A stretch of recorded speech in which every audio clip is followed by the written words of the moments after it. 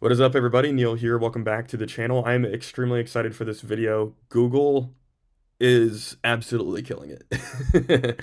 It's insane. Nano Banana Pro just came out today, and I want to talk about that. It's kind of mind-blowing.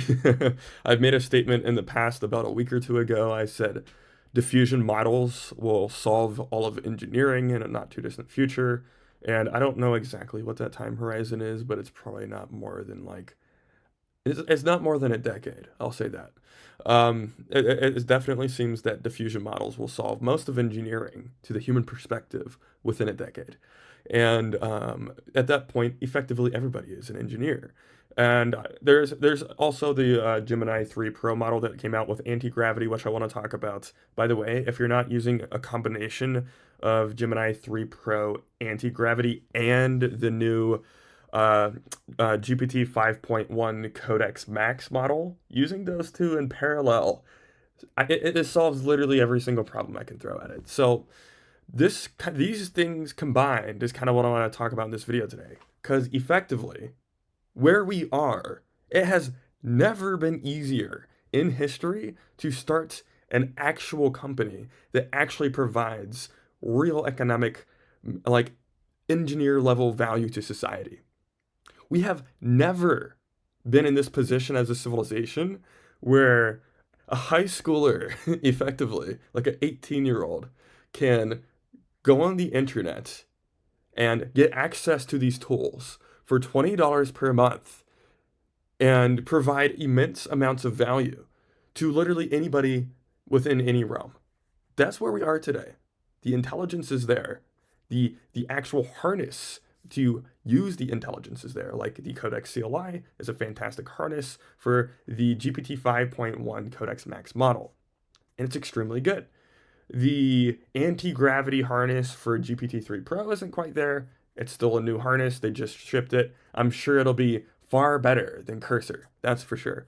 The thing that everybody needs to remember is companies like Cursor and Windsurf, even though Windsurf did get acquired by Google, companies like Cursor can't use reinforcement learning within the UI of the thing that you're prompting from.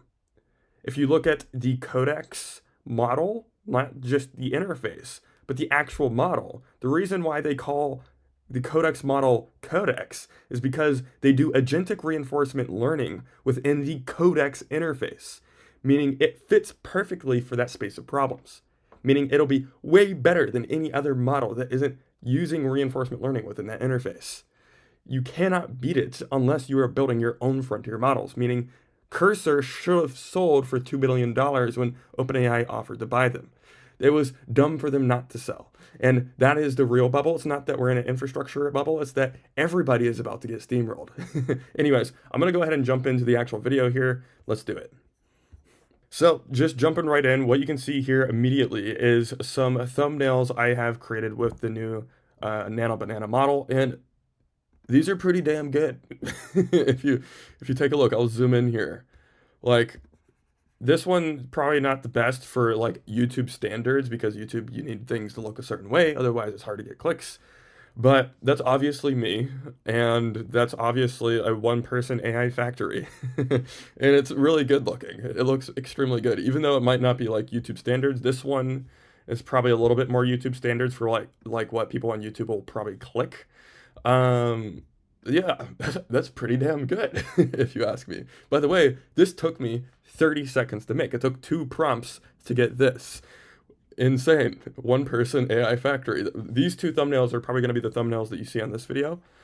I'm making another video pretty soon talking about the Google Anti-Gravity plus Codex combined, running them in parallel. It's absolutely insane. This is the first thumbnail that I got out, and this is the second thumbnail I got out. It's quite phenomenal how good these things are at this point. Like you can't really make any like big statements as to like, oh, AI isn't good at making thumbnails. Actually, if you look, well, I think I actually deleted all those old videos, but like a year and a half ago, 2 years ago, I was paying a thumbnail designer like $1,000 per month to make thumbnails that look not even half as good as these. So just zooming out real quick, this is a part of a bigger system. What I'm showing you right now is actually what I do. So this is YouTube. Obviously, these are YouTube thumbnails. And now anybody can be a relatively good YouTube creator. You don't have to like do anything besides do what I'm doing right here. I'm sitting at a desk, I am talking to my computer, and that's my job, right? And AI has made it so that I can be extremely good at this without actually being good at this, right? The cool thing about the technology of AI in the current form is it allows anybody to be an expert in any field. Even if you are an 18-year-old just fresh out of high school, you can make really good stuff now. And even if you're not an expert in a field, you don't have to be because you can become educated very quick. Like, I'm personally not a software engineer. I did not go to school for software engineering. I did not go to school for computer science. Have I recently got interested in like computer science and stuff because AI is really cool? Yeah, I did. But I'm also able to build pretty nice, dope software without actually knowing what I'm doing, which is part of what happens whenever you have these tools, such as like the Codex CLI right here. The Codex CLI is pretty amazing, and then you have the anti-gravity IDE, which is also insanely good, and they're only getting better. This is the worst they'll ever be, and I'm already somebody who doesn't really know what I'm doing, but I can come to my computer and talk to it, and it literally guides me on how to do things. Like I literally say, "Computer, I don't know what I'm doing. Help me do this." And it says, "Cool. Just do these 5 things." And if for some reason the computer doesn't know how to do it itself, I just go to YouTube and I say, "I'm trying to solve this problem." And then YouTube can help connect the dots as well. And that's all you ever need to know anymore. Like that's the point of civilization we are in today is where formal education now is useless. Maybe it's not completely useless, but in many cases, like I know for sure that college today is not preparing anybody for the future that we're heading towards. Not a single school on earth is, and that is a fact. So, jumping in, what we have here really is just a big system. It is literally a one person AI factory, which is why the YouTube video is titled this. You have the YouTube channel, which is literally long form content. I don't think, here, let me put it this way. There's a lot of people right now trying to build like AI apps, building different types of tools for people. Um, and they're marketing these applications through traditional methods. As you've probably seen, Sora is becoming pretty good, the video generation model. VO3 is becoming pretty good, the video generation model. Um, Grok Imagine is becoming pretty good. Next year, probably, it'll be like crossing the uncanny valley, and it's going to be hard to tell what is AI generated and what is not. So, what does that tell us as entrepreneurs, as producers in the economy? What does that tell us? Well, short form platforms is probably not going to be a good way to actually be a producer. It's going to be a fantastic way to be a consumer, short form platforms. But to be a producer, it's not going to be very good because the competition is going to be so high. Whenever anybody, for extremely cheap, can make 1,000 pieces of content per day in short form, it makes it extremely hard to compete. It almost like kills the ability to be a producer on that platform. Now, what I will say is it's going to be wise to look for the platforms of the future, and what I mean by that is the proof of personhood platforms where you have to verify your humanity before you can use the platform. I think those will be a thing in the future, and maybe they might not be. Who knows? Maybe we'll figure out that AI actually tramples those as well. But it seems that the short form platforms of today are either going to drastically change in the consumer producer dynamic or they're just not going to exist at all. And I am very, very happy to bet literally my entire company on that. It seems obvious to me, which is why I'm indexing purely into YouTube. Obviously, I do think AI will get to the point eventually where it crosses the uncanny valley for like a 10, 15, 20 minute long video and even 30, 40 minute long video as well. But it is going to take a bit longer. It's going to be a lot more expensive. And the current models aren't really good at long term coherency, but I do think they'll get there. Um, and this could be where we go to like a different type of marketing uh, like in general. But for a long time, I think YouTube will be the last one to have a moat. YouTube, because of the nature of the platform, you don't really want to watch AI content. You want to get to know a human and get to know the personality of the person, what's kind of happening in their lives, and all these things. And that's what makes YouTube very interesting is the human connection. Eventually, AI might be able to mimic that to a pretty good degree. If you look at the current models and the current video models, it's not quite there. Short form content, basically there. Long form content, not very close. So I think YouTube has a moat for the longer period of time. And by the time the other platforms are starting to get destroyed, we're going to see proof of personhood platforms coming up, and YouTube or a platform with long form content like YouTube will adopt it by the time YouTube is getting disrupted. And I don't know that for sure. There's a lot of different variables in there that could end up being wrong. But nonetheless, it seems like YouTube is the safest bet out of all the platforms combined, which is why I'm only on YouTube and X just because I find X very interesting. Um, so from there, YouTube is the way I am getting traction for my basically one person AI factory, and then I push those people to school, and then eventually I'll have some AI products. Those AI products I'm working on right now, and they're gonna be adjacent to the topics that you see in this video. Okay, so that's kind of like the YouTube part of things. This is how I'm going to be getting new members, new clients, new customers. And basically, the goal of this YouTube channel isn't just to get clients, but it's also to grow my brand. And it's also to help other people genuinely. And that might sound oh, this is bullshit. He's just trying to talk his book, whatever. And sure, that might be true. But genuinely, I do think. It'll be better for all of us, including myself, if I am putting out a lot of valuable information into the universe and I'm helping people learn how to use these tools and also how to think about this technology at not just like a small scale, but at a civilizational scale.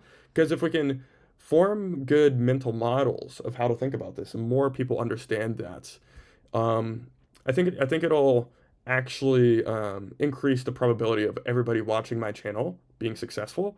And in turn, it also increases the probability of me being successful as well. So it's a selfish thing, sure, but like aligned incentives are beautiful. So that's kind of like why YouTube is such a powerful thing, is because you can do that at massive scale, and you can do it at a pretty deep level. You can't do that with short form content. So that's another reason to get on YouTube.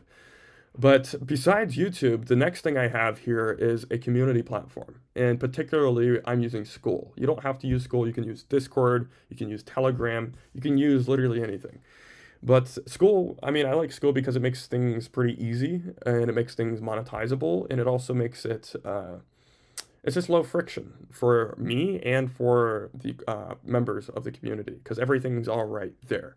It's not a terrible interface. I think it could be better. I'm not the biggest fan of Skool, I will say, and I do think this platform will also get disrupted eventually. But I think it is much better than many of the current options on the market, which is why I'm using it. Eventually, either I or somebody else, I would like to. I think it would be cool to make a better version of Skool that won't get disrupted by AI. I think it's possible to make one that won't get disrupted, and I think this one absolutely will get disrupted the way it's currently set up. But I think having a community is important because of the things we kind of mentioned with YouTube. The reason YouTube is valuable is the same reasons having a community will be valuable. And another thing that you can think about is like, whenever more and more things are being automated, what is valuable anymore? Especially since right now, software is eating the world. And it has been for a long time. Like, at first, software ate filing cabinets, and then it ate very, like, deterministic things, like very easy automated bowl things.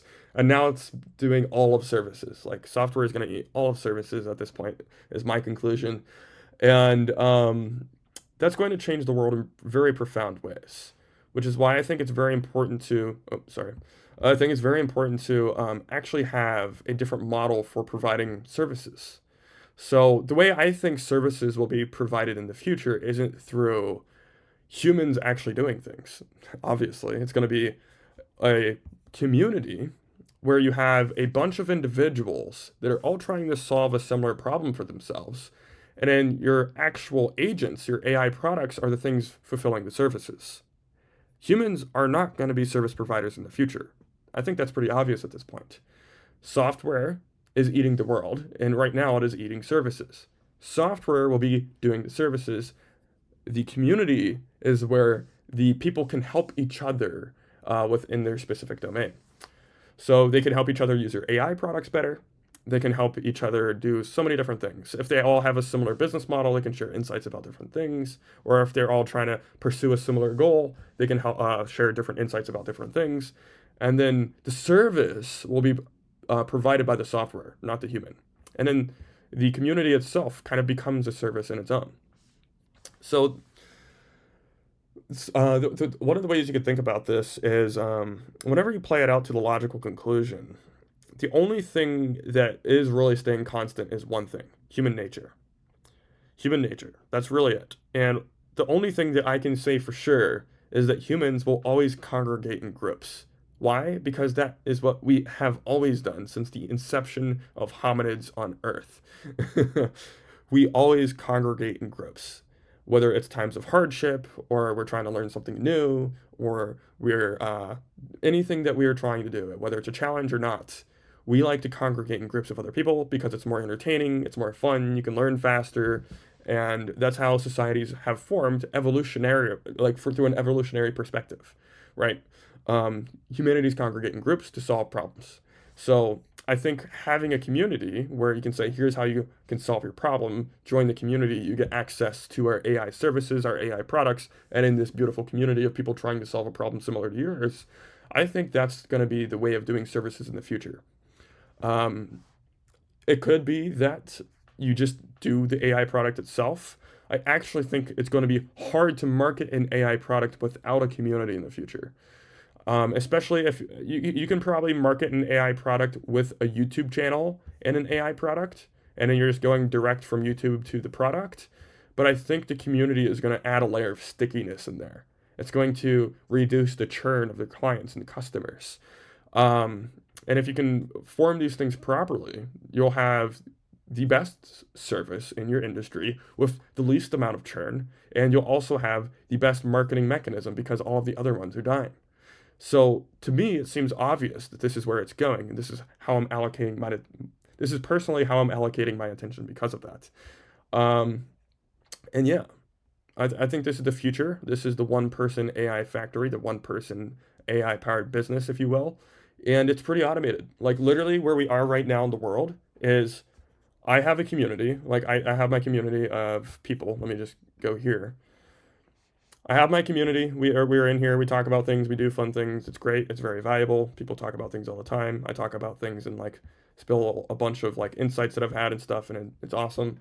And then I also have the YouTube channel, which is what you're watching right now. Let me go back to the thing here. I also have the YouTube channel, which is what you're watching right now. So, oh shit. We have YouTube to the community, and then my AI products, right? Oh shit, wrong thing.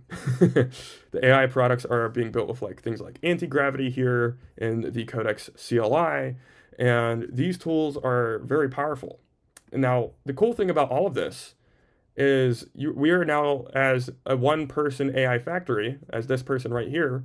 I'm kind of like a vibe entrepreneur. I'm like this guy right here. Let me scoot it over so you can see the whole thing. I wake up in the morning, I sit here, I drink my coffee, I talk to my computer, and it does things. That's what it is to be an entrepreneur these days. What do you know? I talk to my computer. I'm talking to my computer right now. I'm literally sitting in a room by myself talking to my computer. Now, what I'm going to do is I'm going to click like 3 buttons after I'm done talking with you guys here. I'm going to post it on YouTube. That's going to go out into the ether and get customers for me. The customers come to me, and now guess what I do now? I talk to my computer again with all of the people in my community, all of my friends. I talk to the computer, and it's very fun. I've had the best time ever. And then guess what I do again? After that, I talk to my computer again, and I build software by talking to my computer. That's where we are right now. This is why I think AGI is kind of like already here, because the way you do work is you just talk to your computer. Like, the Star Trek computer is here, everybody. Use it. We have unfathomable leverage at our fingertips. The fact that you can set up this entire AI one person factory right here that's monetizable and creates valuable products, the fact that this is a possibility is insane. I wake up, I talk, I go to sleep. I wake up, I talk, I go to sleep. And if I don't want to talk one day, I don't have to. I just don't talk. I can type, or I can just not work. Like, that's the reality of where we are today. So back to what I said at the beginning of the video, we're at a point in history right now where anybody, whether you're an 18-year-old or whoever, if you're a specialist, if you're not, it doesn't matter anymore. We all have very valuable skills, and it's not because we have them. It's because we have AI, and that is all that matters. That's all you need. Like, the cool thing about a community, you don't have to be an expert to build a community that helps people solve a thing you're not an expert in. I don't think people get that. The reason the community is valuable isn't because you're the expert. The reason the community is valuable is because there are people in there that are all trying to solve the same problem.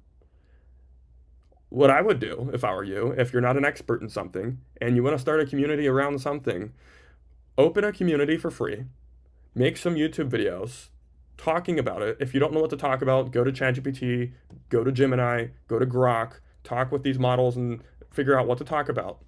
And then talk about that on the YouTube video. Get some people in here for free.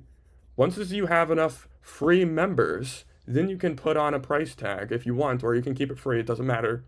If you want to put on a price tag, after you get free members, you now have something that is valuable. Because you have a group of people trying to solve a problem. And that group of people now has leverage. There's a mastermind effect. You effectively have a product whenever you have that group of people that are all trying to work on this problem together. That is a very powerful thing. That is a product.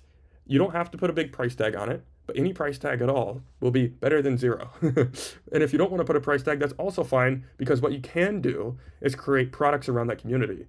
You now have members and potential customers that you can talk to, figure out what their problems are, get feedback, and design products around it. And once you do that, that's the entire thing. You're talking here, and you're talking here, and that's it. And you don't have to be an outgoing person to do this. If you would have looked at me in high school, literally all I did every day before I went to high school, I'm not even kidding, I cannot make this up, I threw up every single morning because of how much of an introvert I am. I literally threw up every single morning before I went to school because I was so nervous to see humans. Yet I'm here talking to my computer, talking to people, and talking to my computer again, and that's all I have to do. I'm the biggest introvert on earth, whether it seems like it or not, and I can do this, so can you. It's literally just, are you willing to do it? And to me, it looks like the only option is to do it, because the sacrifice of not doing it is so much bigger than doing it itself. That being said, I'm going to hop up the video here.